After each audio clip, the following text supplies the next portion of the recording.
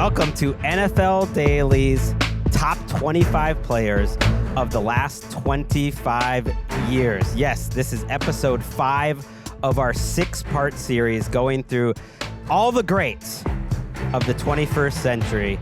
And we've talked with some great guests, but this time we're actually going to have one of the greats of the last 25 years on the show to go through players number 7 through 4.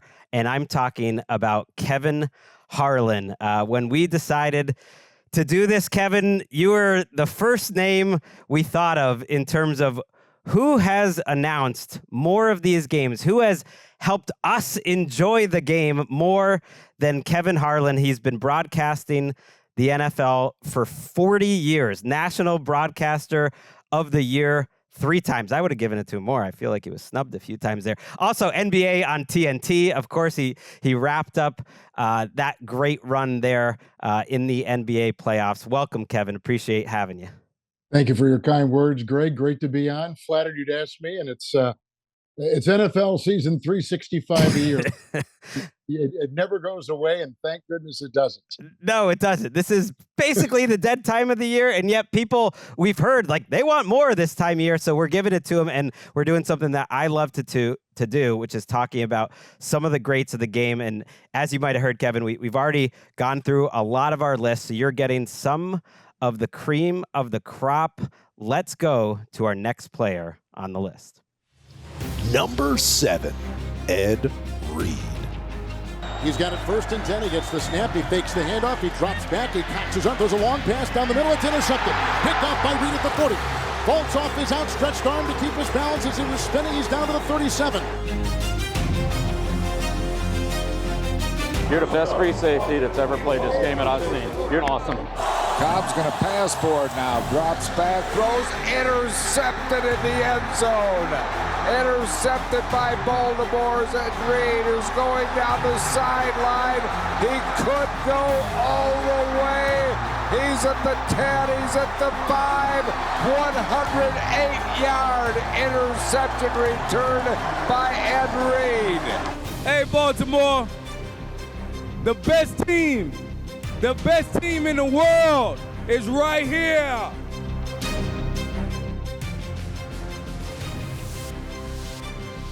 Ooh, Ed Reed, one of the best safeties of all time, one of the best Hall of Fame busts of all time. If you ever get a chance to be in Canton and catch out that beautiful hair that Ed Reed has there. And yes, he's got the cigar in the biggest of moments. And Kevin, you're the first guest we've had that's called one of those highlights. That was the Super Bowl between the Ravens and the 49ers, and Ed Reed in that game did what Ed Reed does.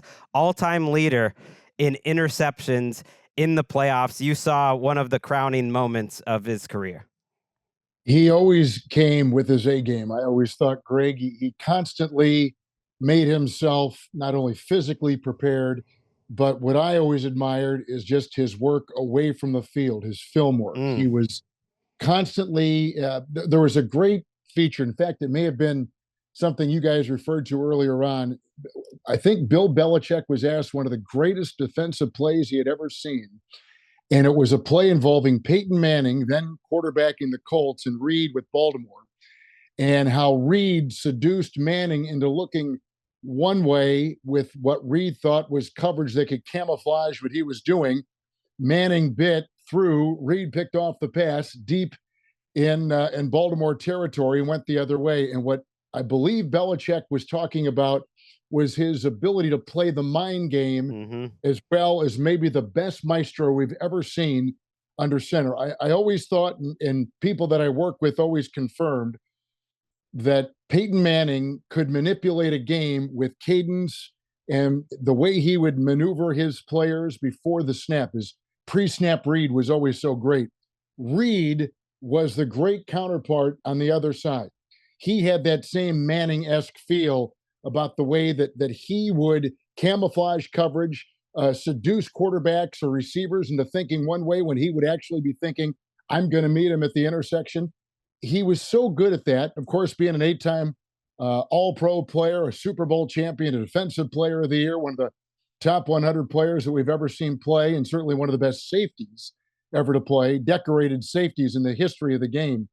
His film work and his preparation, in addition to his on-field skills and his ball skills, were just, I thought, what made him different, made him in a class by himself. Yeah, I'm so glad you started there, and I'll get to all of Ed Reed's accomplishments, and you mentioned some of them, but talking about the mental side of it, that is a great clip by Belichick. I think Bill Belichick has helped to get Ed Reed onto this ranking at number 7 for me, because he could explain in a way that few people would really understand his genius. And that play that you talked about was, he was thinking what Manning was thinking, and he knew what Manning would be thinking that Ed Reed was thinking, and he was one step ahead. And that's, to me, what stands out about Ed Reed, that the greatest of the greats that he played against, Aaron Rodgers, Tom Brady, and Peyton Manning, always talked about Reed. Brady actually had a little thing written on his wristband during games against Baltimore, fine 20 on every play. Okay, I did not know that. It's a great note. That's a great note. It's unbelievable. And the thing is, and you pointed out really well in talking about that Manning play, that if you took your eyes off him, I was a Patriots fan at the time watching all this. He still got Brady all the time. If you took your eyes off him during a play, his eyes were on you as a quarterback, and he would end up getting the winning edge. And, he could translate what he was thinking, as you know, Greg, into how he did it physically on the field. First of all, back in Louisiana, he was an incredible track and field athlete, very fast, very quick twitch, which I don't think we really relate to him. He was built more like about 5'11", 6 foot, over 200 pounds. Like he was a strong cannon. He was a guy that could clearly vault and definitely accelerate to where he needed to be. But the fact that his mind got his body there, I thought, was such a great partnership. A lot of guys can think it. Physically, they can't do it. Physically, they can do it. Mentally, they don't see it. He had the great combination of both keen eyesight, great preparation. Every time we would talk with, whoever was coaching, John Harbaugh most recently, and Brian Billick before him in Baltimore, they would always talk about his brain and his vision, and all the greats in any sport. You just mentioned the NBA. They always talk about court vision. His field vision was so superb. His ability to read, his ability to jump ahead and even gamble successfully more times than not, made him one of the great safeties. If there was ever a quarterback on defense, it is that position. And Ed Reed really epitomized it more than anyone. Absolutely. And you mentioned the All-Pro. So 5 first teams, 3 second teams.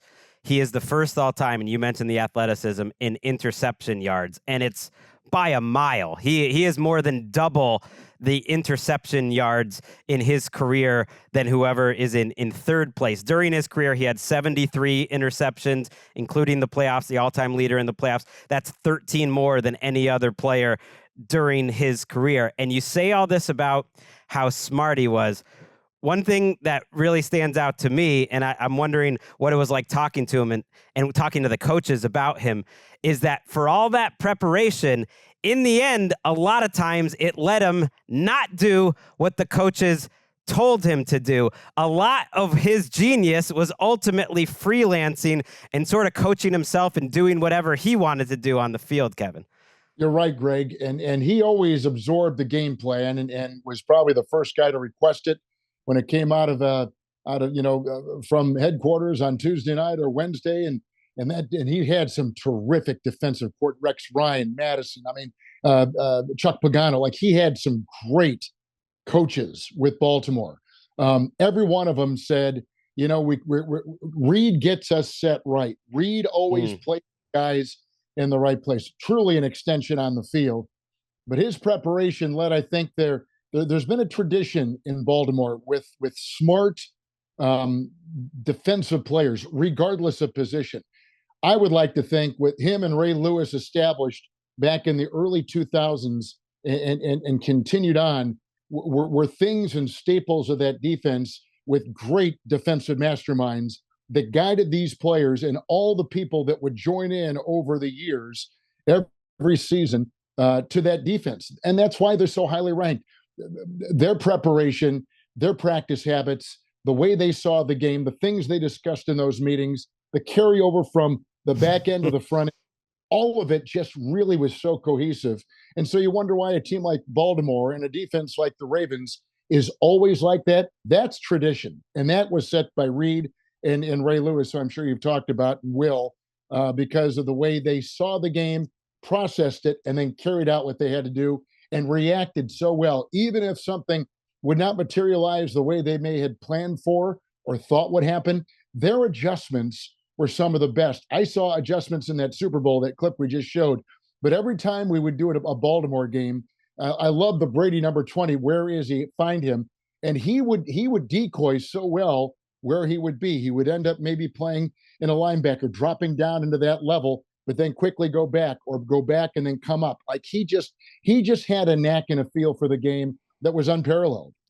It really was. And yes, you're coming in the episode right after we did Ray Lewis. I have a really hard time doing these I mean, who can decide between this? Part of it was Ray Lewis started his career technically, before 2000, although the best part of it was in the last 25 years. And I think about what ball knowers, when you talk to people that are just inside the game and what they say about Ed Reed, to me, that just really stands out. And so for any Steelers fans that are out there, part of the rankings, Kevin, with each player, we're bringing up kind of like who didn't make the list or who did we have him over. I did have Ed Reed this high. I did not have Troy Polamalu quite make the list. He was one of the very few people that got cut off. There were some reasons for that. The Hall of Fame, all 2000s team, for instance, Ed Reed was a first team. Polamalu actually wasn't on it. He was behind guys like Brian Dawkins, John Lynch, for what it's worth. Polamalu, an outstanding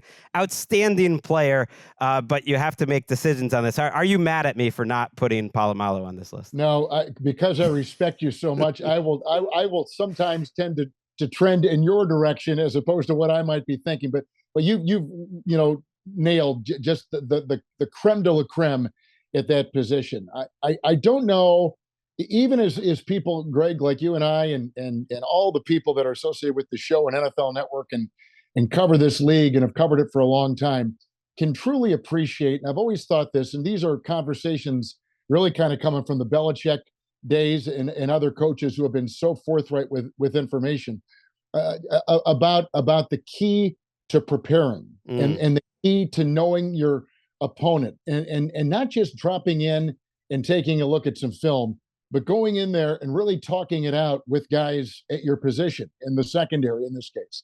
And I know that Troy Polamalu did the same. Mentioned Dawkins with his length and his reach and his leaping ability. Like he did so much. Lynch was he was a rocket who came out of the secondary, but again, saw the game, processed the game.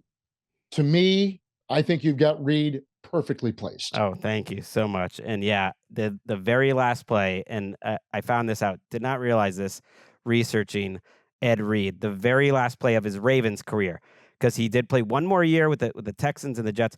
The very last play of his Ravens career, he was supposed to blitz. The 49ers, in one of the most tense plays of all time, need to get a touchdown to take the lead to essentially win the Super Bowl. Wasn't going to be much time left. Ed Reed is supposed to blitz on that play. He reads his keys. He goes off of his instincts, and it would have made the coaches absolutely furious if he was wrong, but he chooses not to blitz on that play. He chooses to provide a little extra help on Michael Crabtree and make a double team, and it ends up being an incomplete pass, Kevin, and that ended his Ravens career, but it gave them his Super Bowl championship. It was, and I'm so glad he was a champion. We know he was individually decorated, but to go out and play with Lewis and that team and that defense was so terrific. We know we both have missed one key thing about Ed Reed.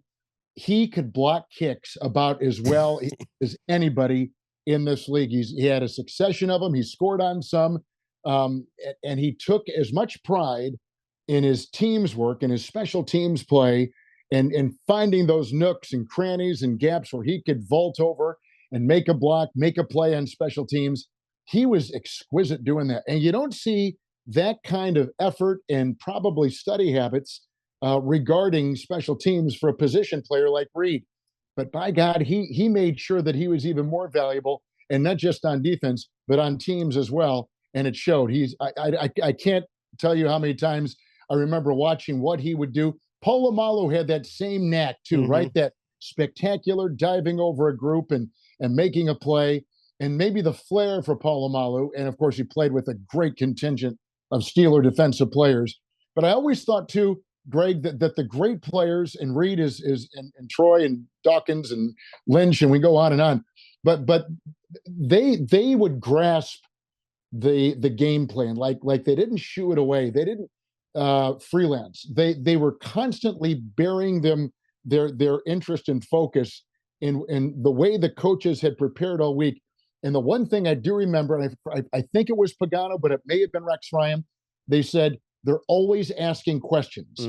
And my guess is Reed asked about as many questions as anybody, and then was answering questions from the younger players in that secondary defensive room for Baltimore. Absolutely. And when he read those plays, you mentioned the blocks on the returns, he would tend to take them to the house. 3 times He'd led the league in interceptions.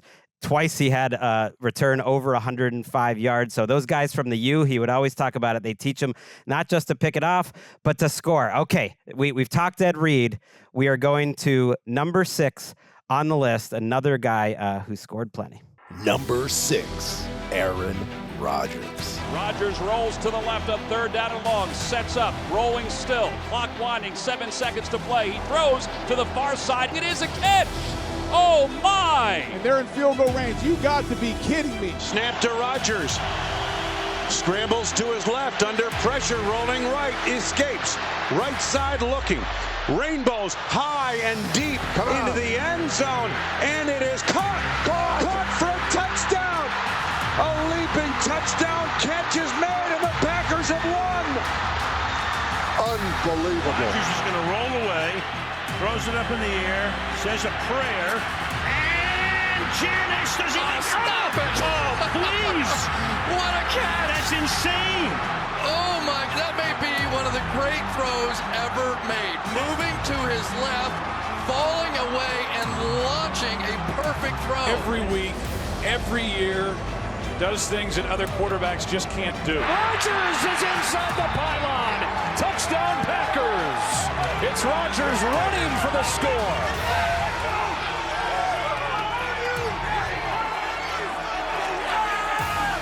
Right on cue, Joe.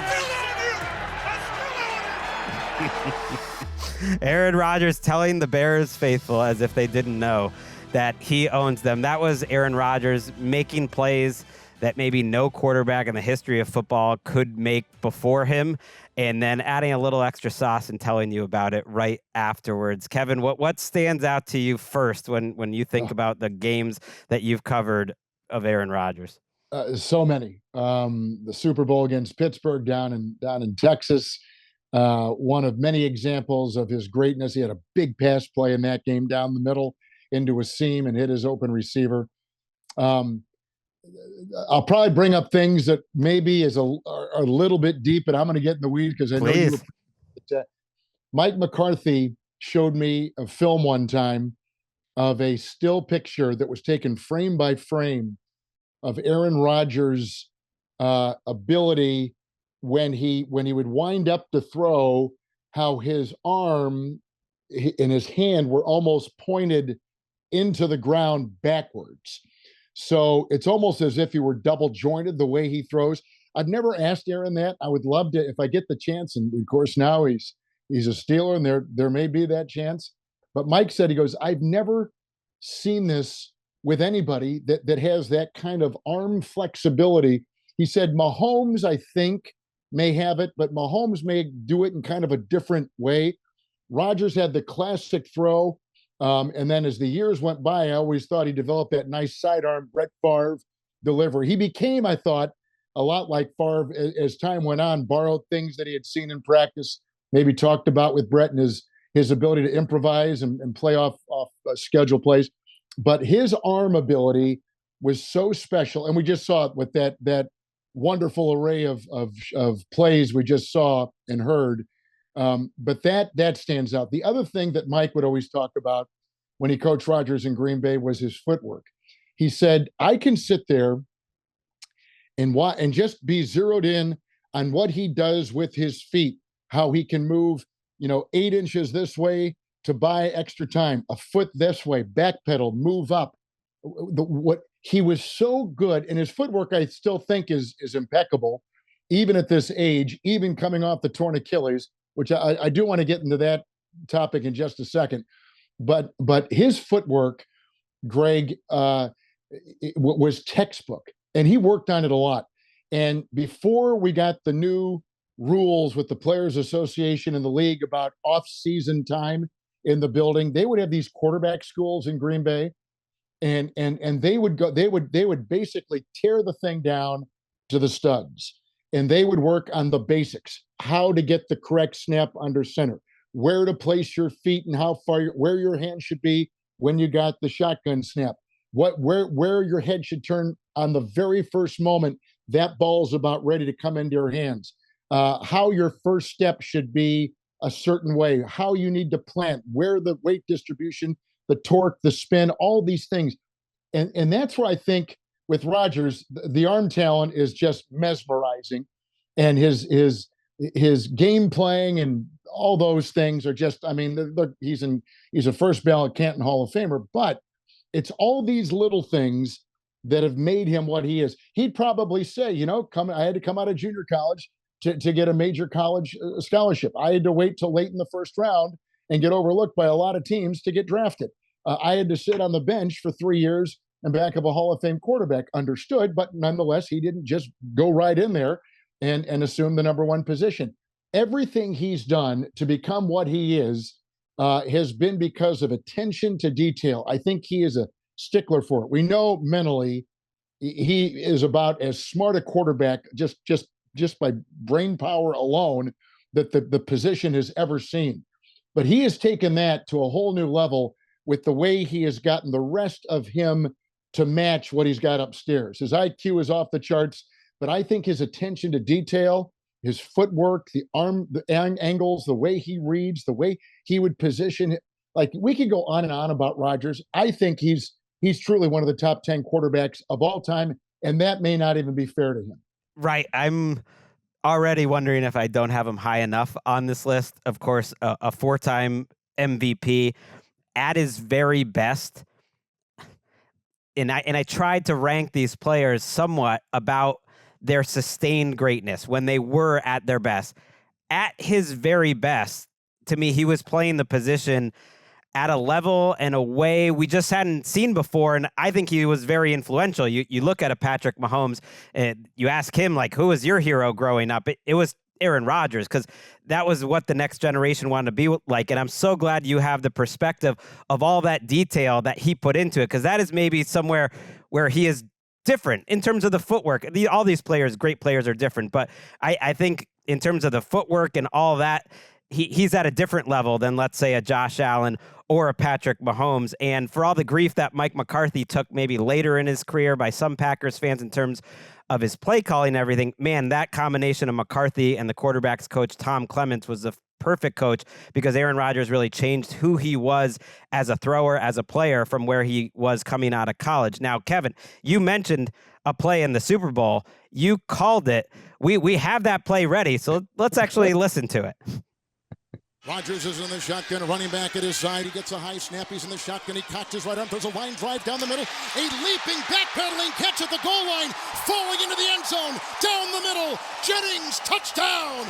A 21-yard throw by quarterback Aaron Rodgers to Jennings. They beat Polamalu right down the middle, just inside the goal line. Green Bay's on top, 20-3. Oh, great call, Kevin. And that play is so great by Rodgers, because it points out to me sometimes the best throw, there's no defense for it. You got an underneath defender. You got another zone defender on the second level breaking in, and Polamalu is coming up, and it doesn't really matter because it's so perfectly placed with the one of the biggest arms in NFL history. He had a great anticipation too, don't you think, Greg? Like in his prime, his anticipation.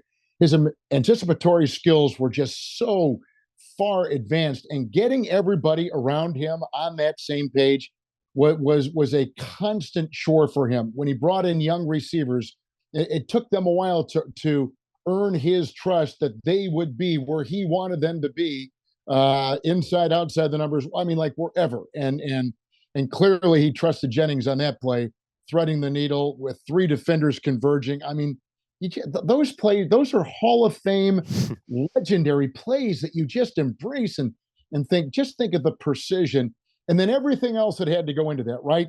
The blocking had to be right. The other receivers had to take as many guys away from the middle of the field as they could. There had to be a telltale as he was dropping back and looking at the route, and maybe seeing a guy over here and Palomalo over here and a guy getting trailed over,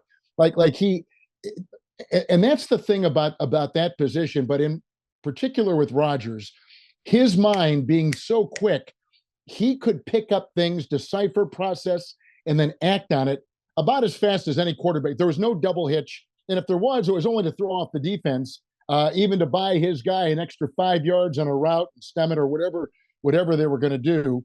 I just think that it would be great to have him. And I'm going to stop and put a period on that. And I'm going to go. I did a 2-hour interview with the late Kobe Bryant, talking about taking jump shots and positioning himself to be where he wanted to be on the floor, and how even if he were an inch off, or if his foot wasn't aligned the way he wanted it, or the elbow wasn't here, and his arm, and it wasn't flat here. I mean, like, just all these things that went into a simple jump shot for Kobe Bryant, the technique and the attention to detail. We come up with that phrase again. Rodgers is as close to any NFL player, even though he's at a completely different position in sport, to, I think, embrace those things. I would love someday someone, and I think you're the perfect person to do it, to sit down with Rodgers when his days are done and talk about just what we've talked about: footwork, attention to detail, where he's placing his eyes, the double hitch, the fakes, the maneuvering of guys pre-snap, what he saw as he was getting that ball and dropping back and trying to make a decision in 2.5 seconds or less.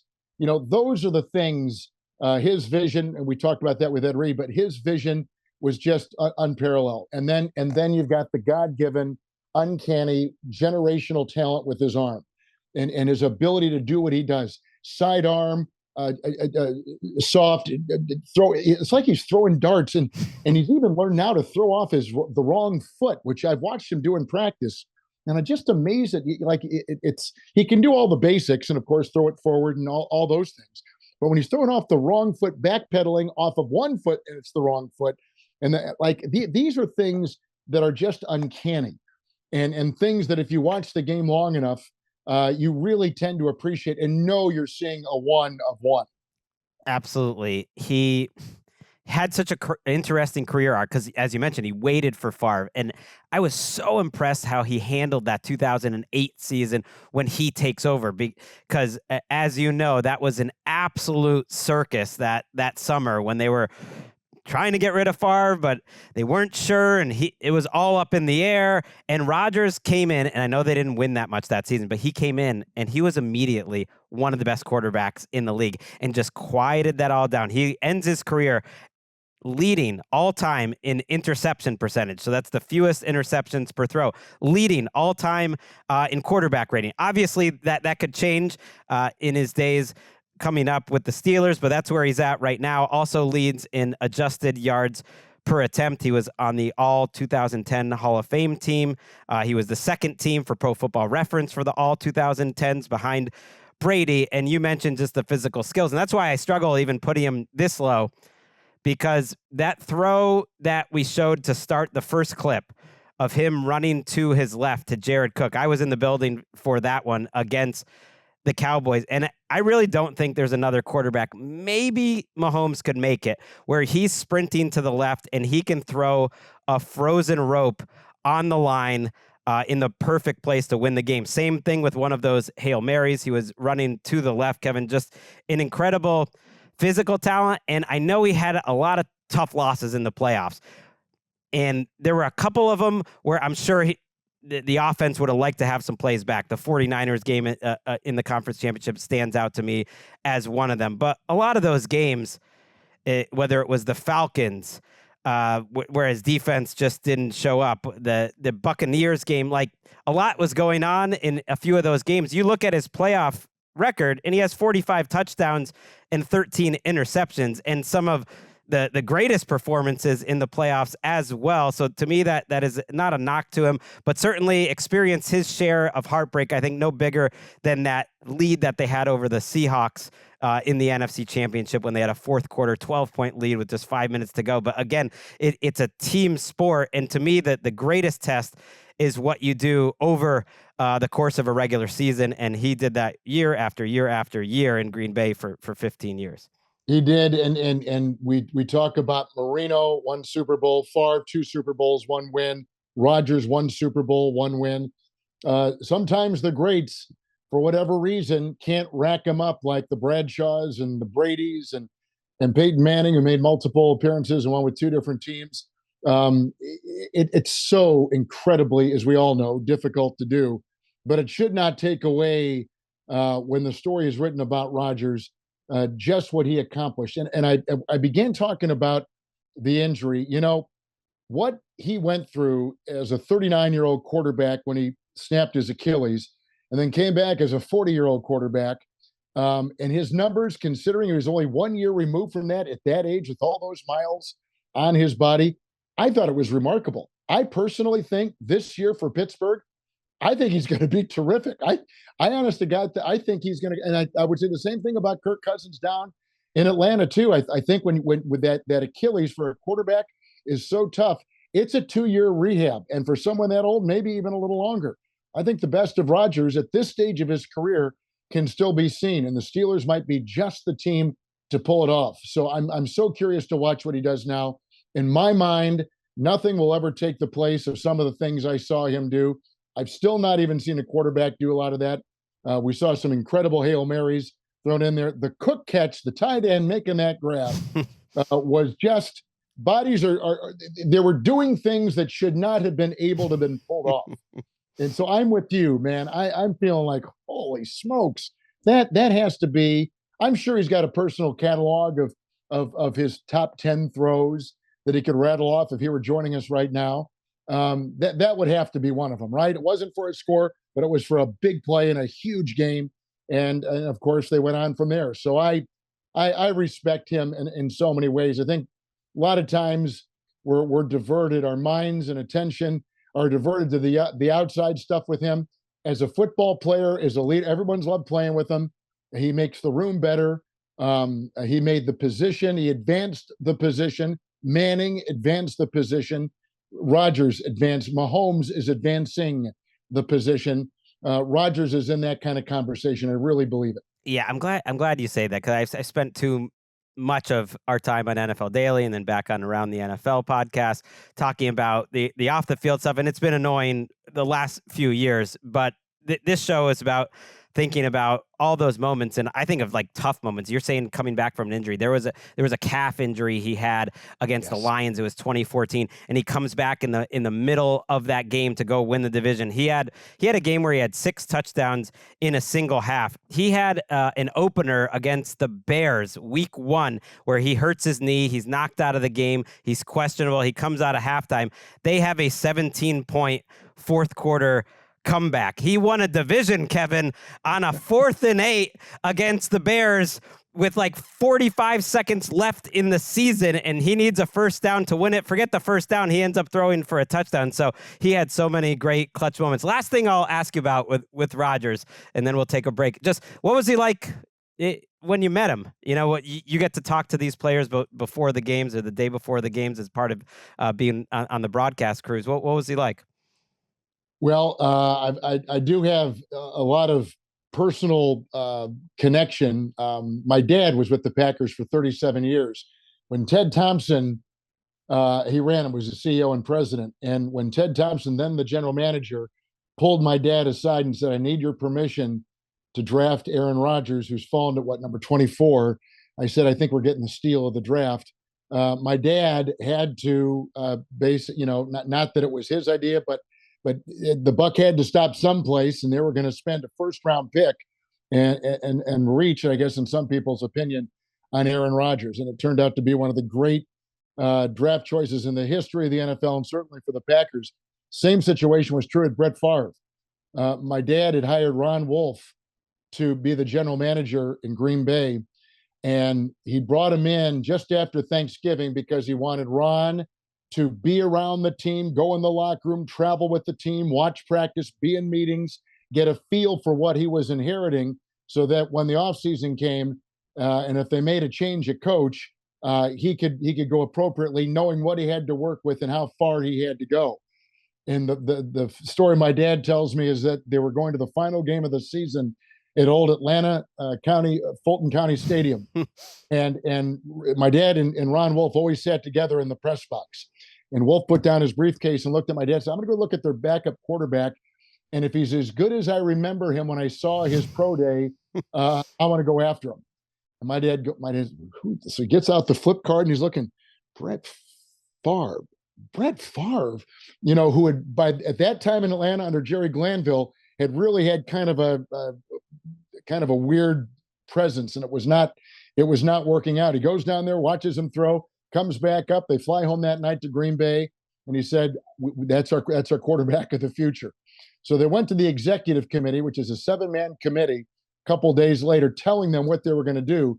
And the executive committee said, that's the most ridiculous thing we've ever heard. Why would you trade our number 1 pick for a backup at Atlanta who doesn't play and has got a lot of things going on off the field?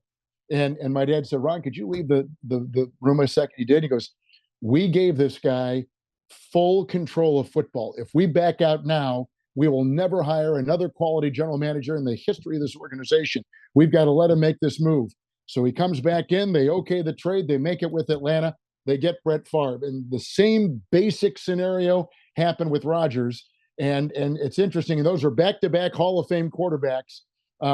So yeah, my dad and Favre had very good relationships. And by virtue of that, whenever I came across their paths, they were incredibly kind, wonderful men. I respect them both, and have really enjoyed Aaron, who has been just terrific for our family and for the few times I've been around him, me personally. That's an incredible story. I'm really glad I asked that. And yes, there's no talking about Aaron Rodgers without talking a little bit about Brett Favre. And if the listeners are interested, yeah, I thought about Favre for this list, and he was one of the quarterbacks that got cut off because ultimately those 3 straight MVPs are not in the last 25 years. But if you just started his career in 2000, he had a number of incredible seasons, including that dynamite one with the Vikings, but he just did not make the cut. Rodgers did. We're going to take a quick break. 2 more. We're into the top 5 here. The NFL Daily best 25 players of the last 25 years.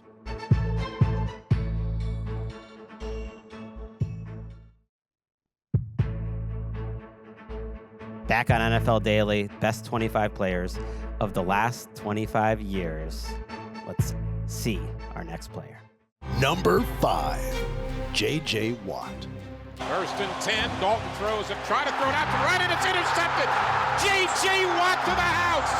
Touchdown, Houston Texans, with a rookie from Wisconsin. He's regarded as one of the best defensive players of all time.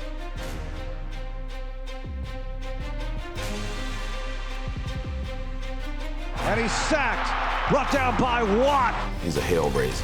You can't block him.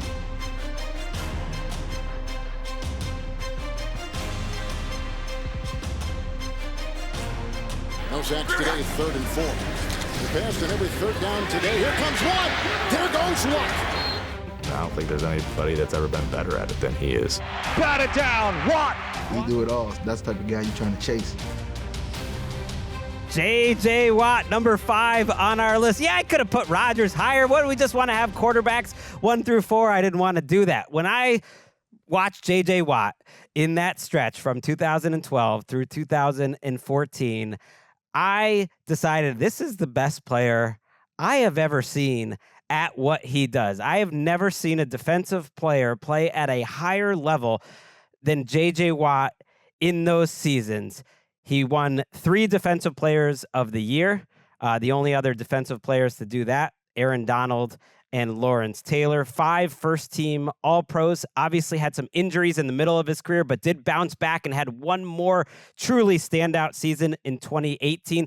He authored what I thought was the best defensive season of all time in 2014, at least that I've ever seen. When they did not give him the MVP in 2014, I said they should not be eligible for MVPs furthermore, because if he did not win for that season, no one was ever going to win. Aaron Rodgers, in a great year, won that year.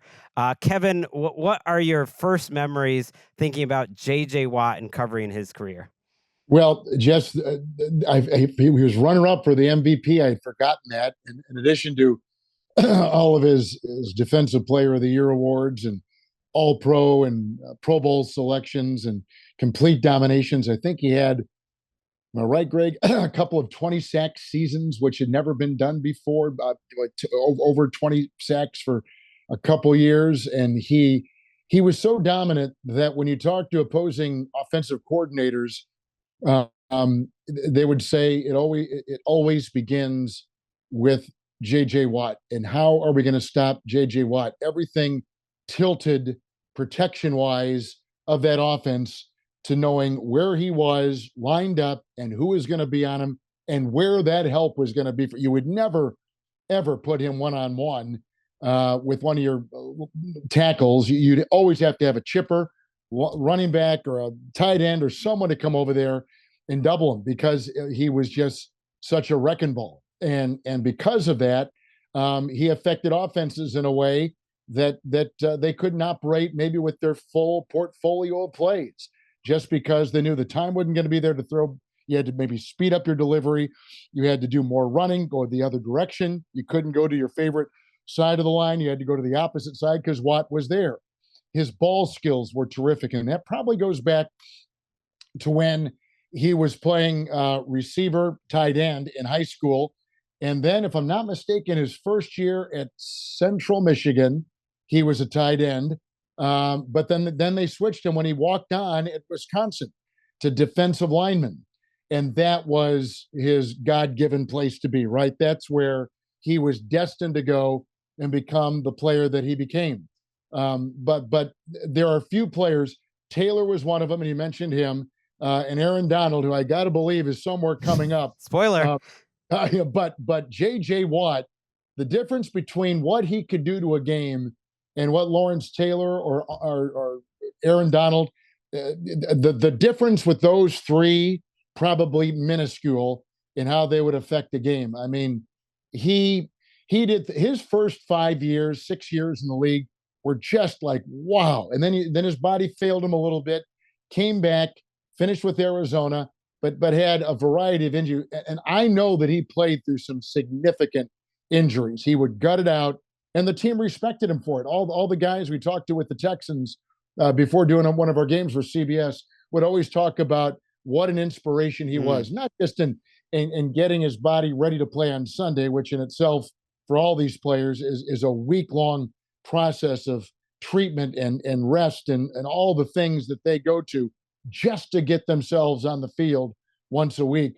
But his film study and his practice habits and the way he led on that team, he checked every box. There was no doubt one of the greatest linemen I've ever seen, and could wreck a game on any given play. And usually it was every series his fingerprints were on that series being a 3-and-out or a turnover. Every time it was like you just watched him. You'd almost watch him more than the quarterback. And that's saying something, because we're taught when we're broadcasting these games, you watch the ball, you watch the quarterback, your eyes would always drift to see him coming, and would almost like, all right, here comes Watt. There goes the drop back, as opposed to here he goes dropping back to throw. No, you would almost mention Watt before you'd even talk about what an offensive mechanism going on was. And it was so weird to switch your brain around to think that way, as opposed to offense first. But with him, you always thought defense first, because he was always affecting a play. That's it right there. I'm so glad you said that. So we started the Around the NFL podcast a long time ago, and me and Chris Wessling, this studio is named for my late great friend. we would say that exact thing about J.J. Watt, and I had never, I'm learning this game, but I don't know as much about it as the coaches and the players and how to watch it and everything. And Watt was transformative for me to understand how much fun it could be to watch a defensive player. He was the guy every single snap that I would keep my eyes on. And it was crazy because you never understood how he got to the 11th pick of the draft. This is a 6'5", 295-pound guy who is so much quicker off the ball than anyone on the inside or the out. When he was one-on-one on a guard, it was curtains. That was really just his rookie season, and then it was over. The next year, he was already the best player in the league. But when he was outside, he was stronger than those guys. He was faster than those guys. He was so versatile. He was box office. And you mentioned the hand skills, Kevin. All those passes defensed of his career, from jumping up and blocking the ball, 70 passes defense. And what makes me think of how he transformed that franchise, the very first playoff game in the history of the Houston Texans franchise, a rookie, J.J. Watt, who only had 5.5 sacks that year, was a very good rookie, but was not defensive rookie of the year. He was kind of a slow starter. He jumped up. He had a pick 6 in that game along with the sack, and that was kind of his coming out moment. The following week in the divisional round, he had 2.5 sacks. He actually had a career high in tackles in that game as a rookie, and from then on, you realize this guy is playing the game in just a way that I personally have never seen before and haven't seen since. No, I think you've captured it right there. That story alone it tells you exactly where he belongs and his effect on this game, where he stands with the greats that have ever played that position. You also noticed being around the Texans, if you had them on a Sunday, as we often did, that his getting ready, his preparation, his dealing with the media, his dealing with the fans, like he got it, right? He understood the game. He understood how to prepare the game and how to ready himself for the game. He understood how to be a winner, how to affect the game, and what he would have to do on any given day. And I'm sure there were challenges that he just savored and felt like this is, I want to go against the best. I need to be challenged. He never thought it was easy, clearly, but I know there were times where he said, I could have a pretty big day. But there were other times he probably said, I got my work cut out for me, and thank goodness I do.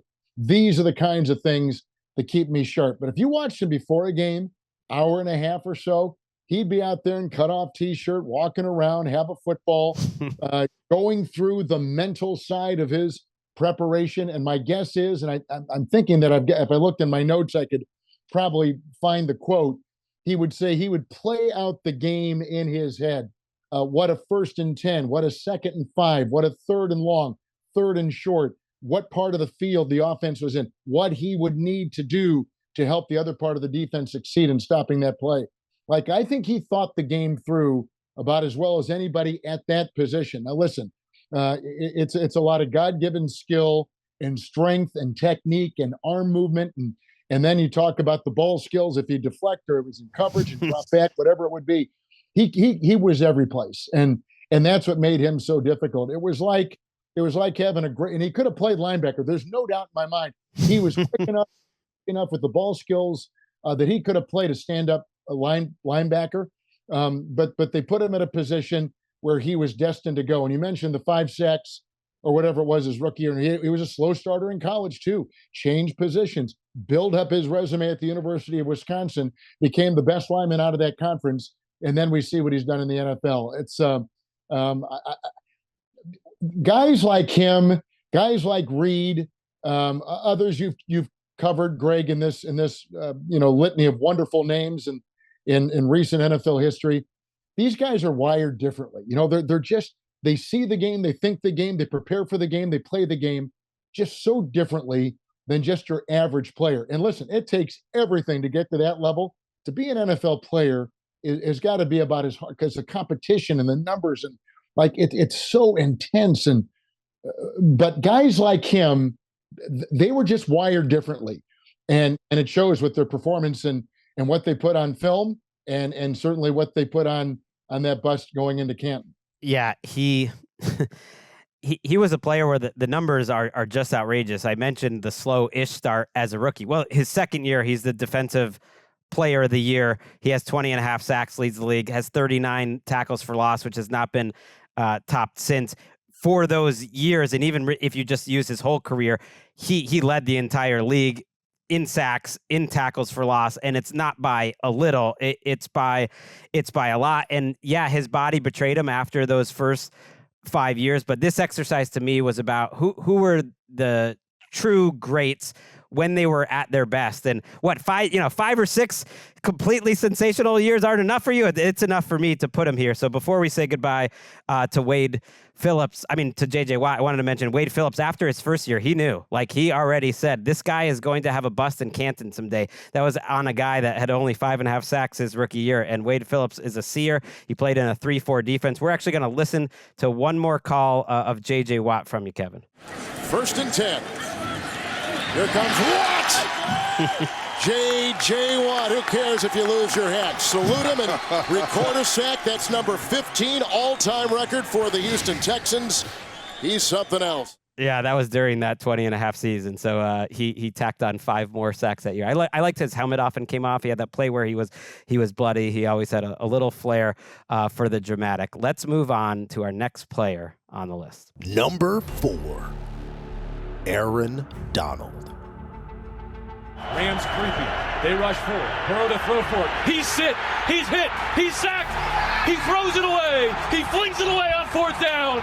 Aaron Donald got there, and you can build that man's statue out SoFi Stadium right now. I mean, Aaron Donald's as good as there is probably ever played in the National Football League at D-line. He's an incredible player, explosive, quick, powerful.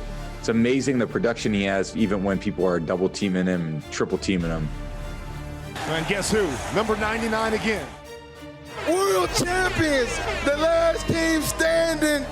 We the best in the world. That's what it's about, man. Look at this trophy right here. Look at it. This is for you guys. This is for the city of LA. We did it at home. That's Aaron Donald. After winning the Super Bowl, I was somewhere there that day with my daughter Ellis, who's a huge Rams fan, watching that and watching them have a great time on stage. I struggled, I admit, Kevin, deciding who would be the top defensive player on this list. Initially, I had J.J. Watt there because I thought his absolute peak, I didn't think defense could be played at a higher level. But then I talked to more and more people, and I thought, it is hard to argue with Aaron Donald's career. 8 first-team All-Pros. No one at defensive tackle, by the way, during his career had more than 3. 3 defensive players of the year. Was in the top 5 4 more times for defensive players of the year. And if we're picking between 2 players at their very heights, you could argue Watt, you could argue Donald. You could do it either way, and I didn't want to just be about longevity, and yet he did it every single year of his career. So that consistency of just complete excellence put him over the top. He is the top defensive player. Did I get it right, Kevin? I love Donald, and I would be standing shoulder to shoulder with you in that selection. Watt certainly played a position, but with a little bit more space, a little bit more maneuverability. Think what Donald did. By the way, in college at Pitt, I think he won the Lombardi, the Nagurski, the Outland. He won every major award for a lineman, and then carried that success to the NFL. Could still be playing right now. He's only been gone a year, but he could have played. He got out while he was on top, and he won a championship, which is great. The crowning glory to maybe the best interior lineman we've ever seen. But that's kind of my point. The interior line. Think of how congested it is in there, how hard it is to maneuver. And really, I think right now the badge is we'll never appreciate an interior lineman because he gets kind of swallowed up with guards and centers and just the traffic in the middle of the field. You never really see them, except for Donald. He's the one guy that would always break 3. He would cause havoc. He could take a double team. He could take on a triple team, and he would always find a way to blow up the play. And we know that quarterbacks love to move up in the pocket. Donald took that away. He would press that pocket so hard, those, couple yards, yard and a half, whatever a quarterback would need to move up and not get pinched on the side by the J.J. Watts of the world. That's where you found, right, your refuge. You'd move up a little bit, and then not with Donald. He made that whole thing just you could not go there, and to operate and put up the kind of numbers he did and affect the game as he did at that position, and to have him as your number one rated defensive player. I mean, that's just unheard of. I mean, that is. I get the linebacker, I get the safety, I get the defensive end, I get all those positions. You're talking about a guy in the middle who's disrupting, getting doubled every single play.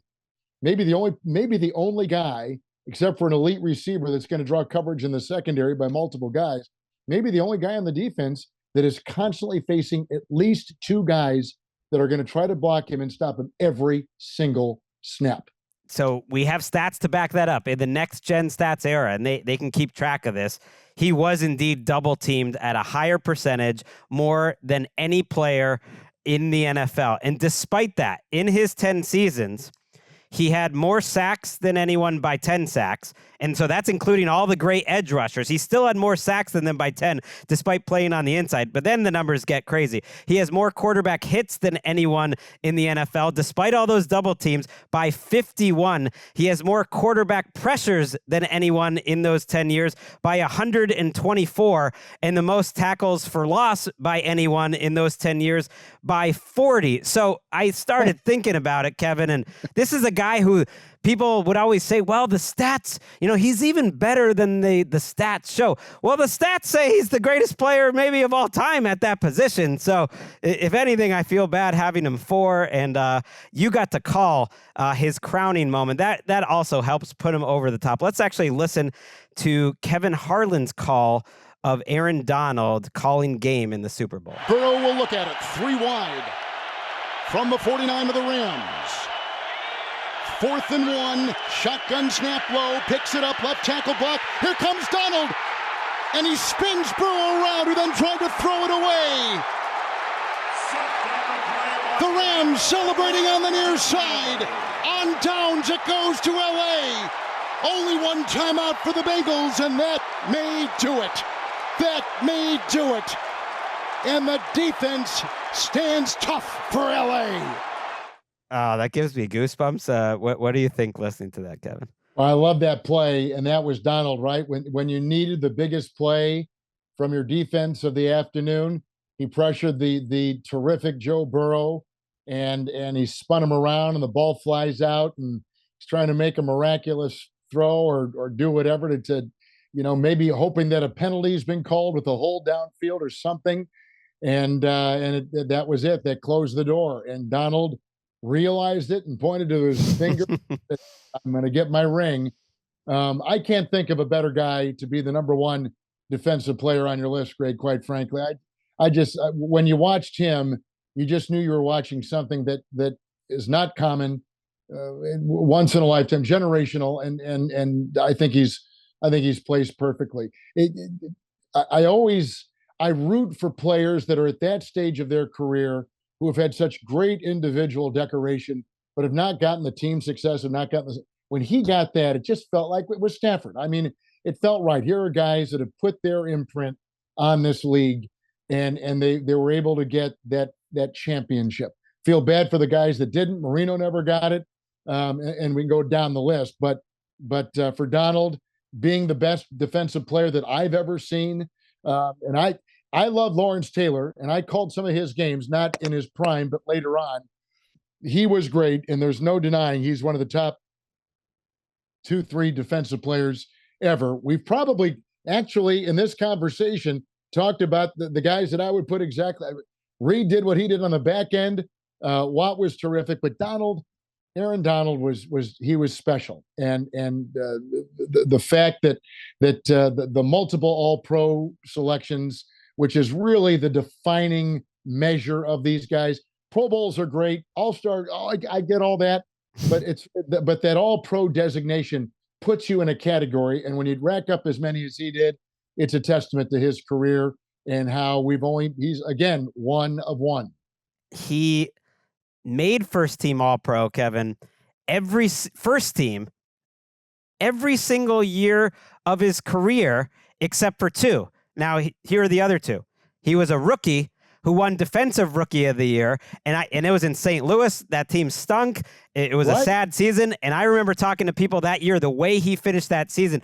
Among ball knowers, there was a lot of support for him that he should have actually been first team All-Pro that year. He was that good already. So that's one of the years. The other year was his 9th year in the league, where he got hurt at the end of the year, missed 5 games. Before that, he essentially didn't miss a single game for injury. Missed a couple late in another season.